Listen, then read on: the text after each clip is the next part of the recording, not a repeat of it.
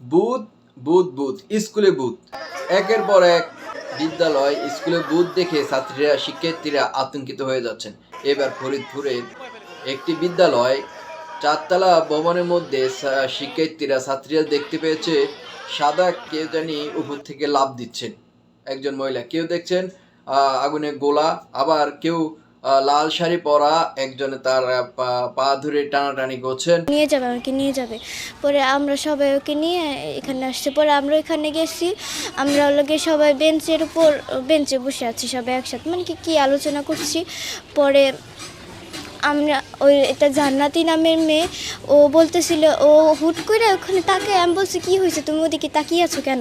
ও ওইদিকে যে শুয়ে পড়লো, আর ওর দিক তাকিয়ে আমি আবার ওদিকে তাকিয়েছি, দেখি কি যে কালো একটা মহিলা, চুল ছাইর, লাল চোখ, ঠাস করে বিল্ডিংয়ের উপর থেকে নিচে পড়লো। তুমি দেখছো? জি, আমরা সবাই দেখছি, ও দেখছে।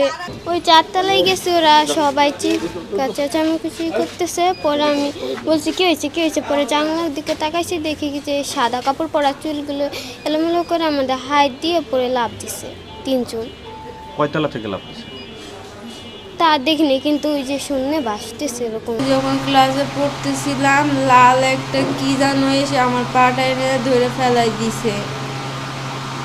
তো তখন আমি যে খুদে দৌড় দিছি, তারপরে আমার পায়ে ব্যথা পাইছি। ওইটা লম্বা ছিল অনেক, লাল একটা জামা পরা ছিল। শিক্ষার্থীরা এই ধরনের আলামত দেখতে পেয়েছেন। এক এক করে কয়েকজন শিক্ষার্থী অসুস্থ হয়ে পড়েছেন। ইতিমধ্যে তাদের চিকিৎসা দেওয়া হচ্ছে। এটা কিছুদিন আগেও কিন্তু একটি বিদ্যালয় হয়েছে, এর আগেও কিন্তু হয়েছে।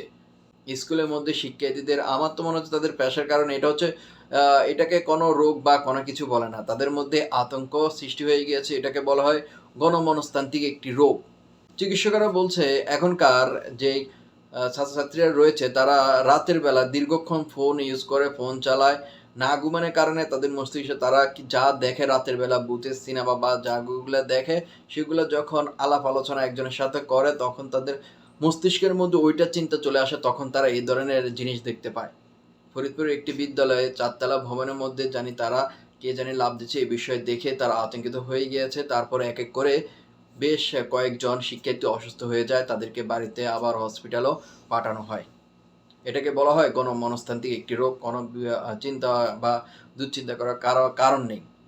ভূত বা কেউ এসেছে 4 তলা থেকে পড়েছে, এমন ধরনের কোনো ঘটনাই সেই স্কুলে ঘটেনি। আপনাদের সন্তানদের বা আমি শিক্ষকদের বলবো, একটু বিনোদন যদি দেওয়া যায় ছাত্রছাত্রী শিক্ষার্থীদের, তখন তাদের মন বা মনস্তান্ত্রিক যে বিষয়টা, সেটা হয়তো অন্যদিকে মুভমেন্ট করবে। ধন্যবাদ সকলকে।